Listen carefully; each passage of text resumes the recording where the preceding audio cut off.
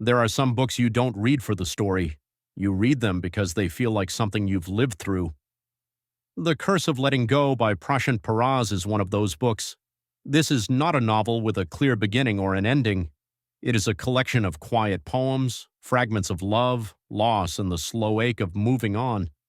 It speaks in whispers, not answers. At its heart, this book asks a simple but painful question: why does letting go hurt so much, even when we know it's necessary? The poems take us through the emotional aftermath of love, not the dramatic goodbye, but what comes after. The mornings when you wake up and instinctively reach for someone who is no longer there. The songs that suddenly hurt, the places that feel haunted by memories. Prashant Paras writes about love as something deeply intimate and consuming. In the beginning, love feels safe, like home. It exists in shared silences, late conversations, and promises that feel permanent.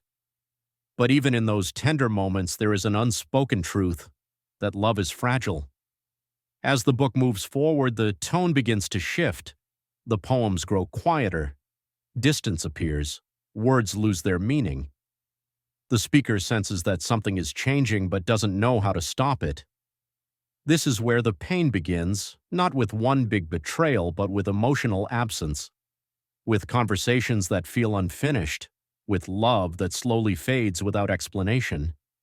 And then comes the hardest part: letting go. In this book, letting go is not freedom, it is grief. Letting go means unlearning someone. It means forgetting the way they laughed, the way they held silence, the way they once made the world feel lighter. It means accepting that someone who was once part of your future is now only part of your past.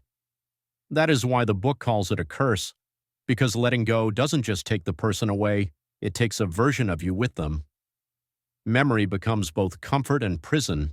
The speaker is haunted not by the person but by moments, ordinary things that now feel unbearable, a song, a street, a message that was never replied to. The book shows us how memory refuses to disappear even when the heart is ready to move on, how healing is delayed not by love itself but by remembrance. After love ends, loneliness takes its place, a deep, quiet loneliness. Not just being alone, but feeling unseen, feeling like the world has moved forward while you are still stuck in the past. The poems don't rush toward healing, they allow pain to exist. They acknowledge self-blame, guilt, and emotional confusion. The speaker questions themselves again and again, wondering if they love too much or not enough. Healing in this book is not linear.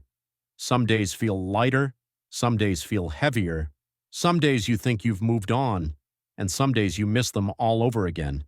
And that honesty is what makes the book powerful. Toward the end, the tone softens. There is no dramatic closure, no grand realization, just acceptance. The speaker understands that some people never fully leave us. They stay, not as pain, but as memory. And letting go doesn't mean forgetting them.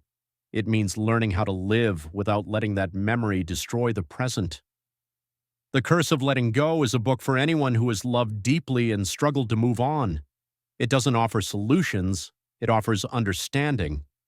It reminds us that healing is slow, that grief is quiet, and that sometimes the bravest thing we can do is keep living, even when letting go feels like the hardest thing we've ever had to do.